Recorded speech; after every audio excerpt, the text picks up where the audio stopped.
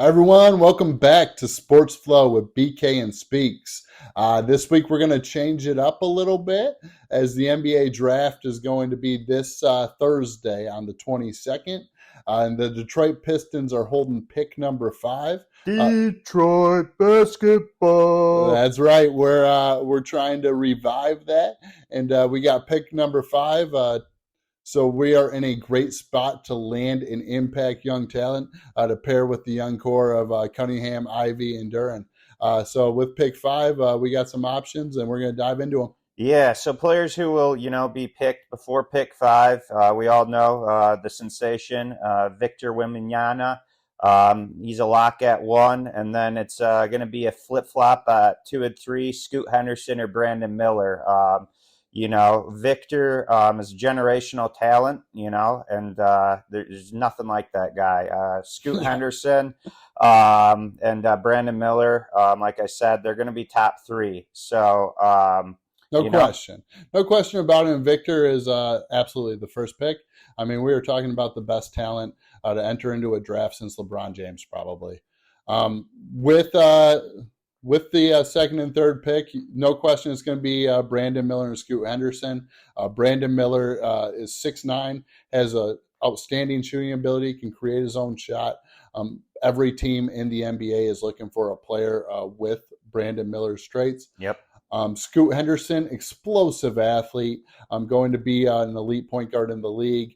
A pretty good shooter, but his efficiency and athleticism make him a sure bet to be a top 3 selection here. I couldn't agree with you more. And so that leaves us with, Houston's pick to decide who's available for Detroit to select. Houston seems to be leaning towards either selecting Amen Thompson or Seward Thompson or Cam Whitmore with the pick. Yeah, that's what I'm hearing too. And I just think they're going to select Amen Thompson.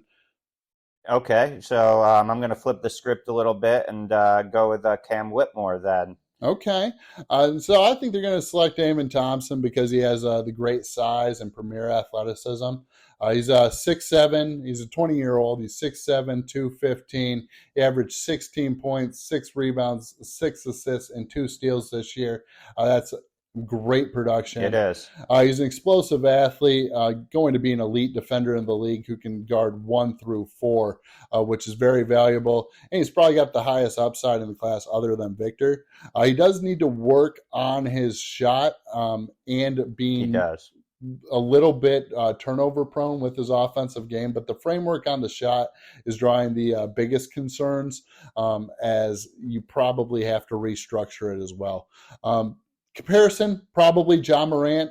Anytime you're getting compared to Ja, that's high praise. He is he's all of that with his athleticism, elite finisher, explosive athlete. Not as good of a shooter, but the traits are there.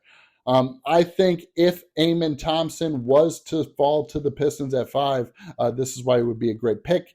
I think he's an explosive athlete, an elite defender, has heavy upside with his creativity and distribution on offense. He is most successful when he has the ball in his hands offensively and could be a point guard at the next level. Not sure if it's the best fit for the Pistons with Caden Ivey, but if it's positionless basketball with his upside, he's got to be the pick here. Yeah, I like that. All right, let me jump into who I said, Cam Whitmore. Also would be a great pick here. Also would be a great pick. Out of Nova, 6'7", 232, averaged 13 points, 5 rebounds, 1 assist per game. Cam Whitmore is another explosive wing who can finish strong at the rim, 44-inch vertical, strong defender who can cover multiple positions, which is always valuable. Has a quick first step and plays with tremendous strength at the position. Great with running in transition, which I think we're going to do a lot with the roster we have. Absolutely. With Ivy on the roster, I mean, you get the guy in transition. Watch out. Yeah. Whitmore's athleticism and power are tools that will help, him be a good pro. Weakness, he only shot 34% from 3-point range. Could use some work. Yeah, needs some work, but 34 isn't awful. We all know this is a shooting league, so we need that. The ball's a bit flat from shooting from 3. So that's something that can be worked on with Beeline. So we do have him Yeah, to I mean, help you out. saw with Ivy last year. Exactly, exactly. He didn't come out of Purdue shooting like he was shooting, and look at what a great year he had, especially from three. He's not an elite passer and playmaker with the ball in his hands, better off the ball to create. He's getting compared to, Jaylen Brown, which I think he's very versatile and a Yeah, great yeah, player. I've heard of OG Anunoby too. I mean, kind of a Yeah, mix there. yeah, absolutely. Those are great players to be compared to. Strong players with, explosive elite athleticism. But he just needs to improve on his shooting. Yeah, I mean, and he's 18 years old. With the strength he plays with, the upside's pretty incredible here. Yeah, so if Whitmore were to fall to the Pistons at 5, this is, why we think he'd be a great pick. Cam Whitmore plays with a ton of power and explosiveness in that game. And like I've already mentioned, he's a solid defender, an elite athlete. We just need to improve that 3-point shooting, and he'd be a great spot for the Pistons. Yeah, I totally agree. I think he's great in transition and fits our need there at the small forward position. The other prospects the Pistons will consider selecting at pick number 5, Usar Thompson will come into play if he is there. Absolutely. 20 years old, the twin brother of Amon Thompson. He's 6'7", 218. He also averaged 16, 7, and 7 with 2 steals last year. It's a good stat line. Yeah, a lot of versatility with it. Elite athleticism, shutdown defender, just like Amon Thompson has. Impressive instincts. The one difference between Amon and Usar Thompson is Usar Thompson's more of an off-ball player and has a little bit of a better shot than Amon Thompson. Doesn't need the ball in his hands offensively in order to be most effective. He does need to work on his one-on-one moves and can improve on his shooting. But he draws comparisons to Andrew Wiggins and Andre Iguodala. He's going to be a great defender and an athlete in the league day one, and will need to develop a little bit offensively, but the tools are there. Absolutely. Then I'm going to go with Jarris Walker, 6'8", 240, averages 11 points, 7 rebounds, 2 assists. Strengths, strong, chiseled frame, elite athlete, known for his defense and shot blocking ability. Has the ability to play all 5 positions, explosive, and has a quick twitch, very quick first step. Has great off the ball ability with his shooting and passing and shot making versatility. Outstanding on the fast break, which will bode well with our current roster. Can post up, shoot from outside, has all the tools to develop. He's got it all, man. And defensively, he immediately improves your roster. He does, absolutely. He's a safe pick, being an elite defender, and in this league, you need that. So a weakness, disappears on the offensive end at times. Has outside shooting ability to be a stretch, but needs to work on consistency. Yeah, absolutely. And I think, when you look at his offensive numbers this year, it's tough to kind of tell because Houston was so talented. Yeah. They had a lot of scorers on that roster. He didn't necessarily need to be the scorer, but defensively, his impact is definitely felt. Yeah, absolutely. The comparisons he's getting, Jameer Grant, former Jeremy Grant. Jeremy Grant. A lot of flashes of his offensive game and Walker. He has traits to be a better defender than Grant, though, I think. Oh, no question. I think Walker's an elite defender day one in the league, and his upside is absolutely there. If we're looking to fill that power forward, kind of small forward role and try to get a stretch 4 out of this, Walker makes a lot of sense. He really does. I mean, he has the ability to play all 4 positions. Upside's huge. So if the Pistons are prioritizing getting a player who can play every position, this is the guy. Walker may be an unpopular pick if he's selected here, but it's a great fit for the current roster and bring the most of his defensive versatilities out of the other players on the roster. Yeah, no question. I think he'd be a great pick for us. We're going to get into a little bit of trade rumors that we're hearing. Let's do it, baby. Just a little bit of buzz going on out there. One of the trade rumors that I've heard is a trade where the Pistons would have a deal set with Dallas where I Dallas like would this one. receive Bojan Bogdanovic and our 31st overall pick, and the Pistons in return would get pick 10 and Tim Hardaway Jr. Bring him back home. Yeah, for real. I mean, he had some success here. And the other side of it, too, is looks like the Mavs are kind of trying to shed his contract. Yep. If we can move up and get that 10th pick and give them something they need with an immediate contributor with Bogdanovic, it makes a ton of sense here for both teams. I couldn't agree more. I mean, we're getting a younger, more athletic version. So I would love for this to happen, hypothetically. Hypothetically, of course. Another one we're hearing, I think this one is very interesting.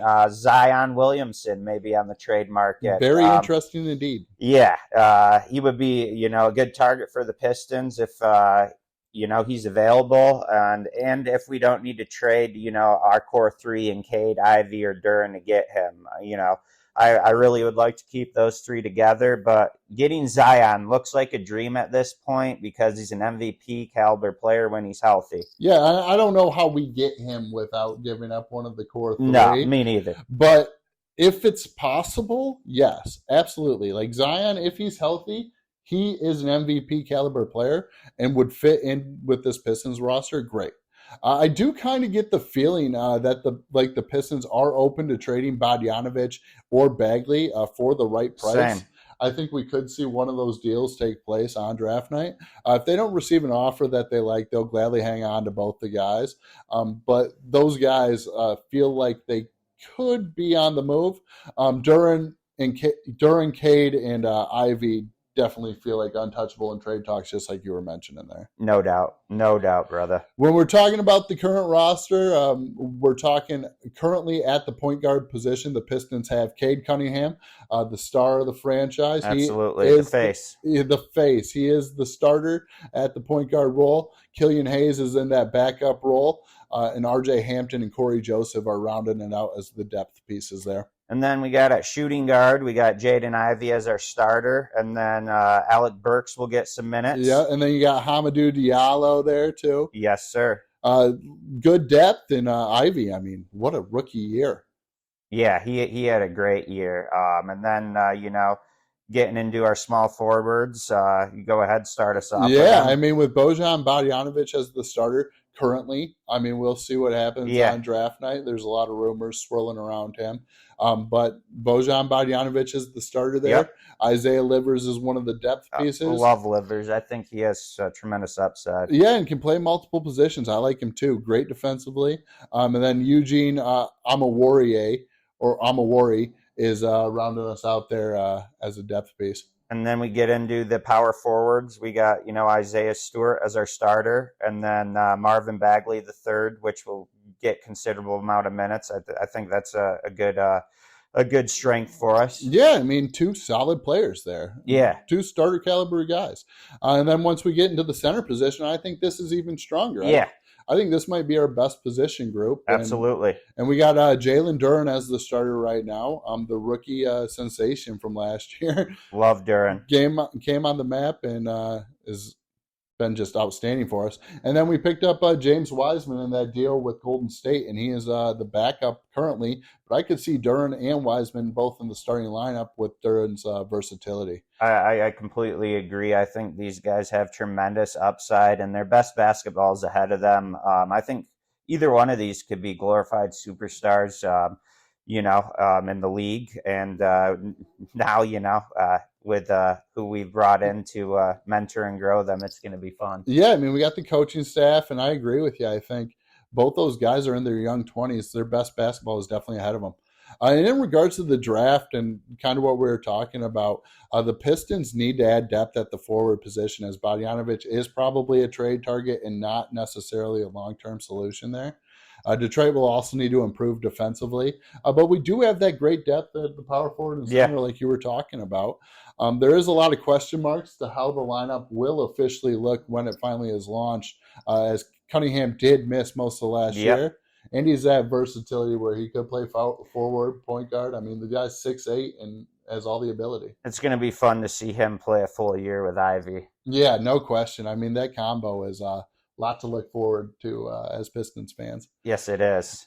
So then, from there, we'll get right into the coaching staff. Head coach Monty Williams, we got our guy.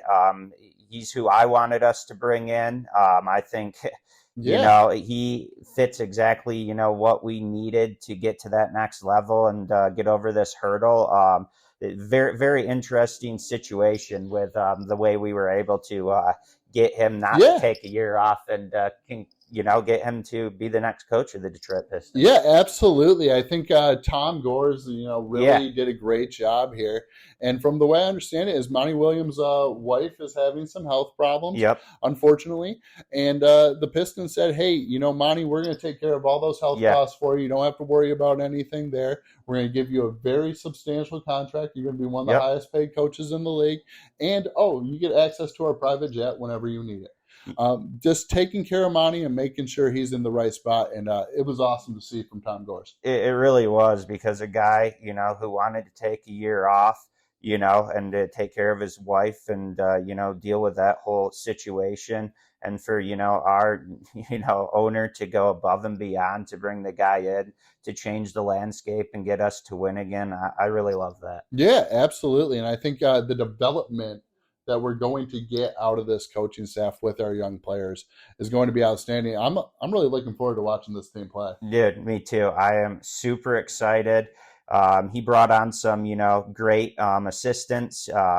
Jared Jack's a big name because he could be an assistant coach, Yeah. somewhere else, but he wanted to stay with Monty. Yeah, everything I was hearing was Jack was a candidate to be a pretty high up assistant coach role over in Phoenix, and Yeah, Phoenix lost out. Jared Jack followed Monty and decided to stay with him. it's the way the cookie crumbles sometimes. So I'm happy it worked out in our favor, and I'm really excited for this upcoming season to see how things unfold. And I hope you guys enjoyed shifting gears a little bit from Pistons to Lions. Lions to Pistons, but we had fun, and we love covering all Detroit sports. So hope you enjoyed another episode of Sports Flow with BK and Speaks. Yep. We enjoy you guys tuning in, and we look forward to the next one. Yeah, thanks for listening, and till next time. All right. Peace out.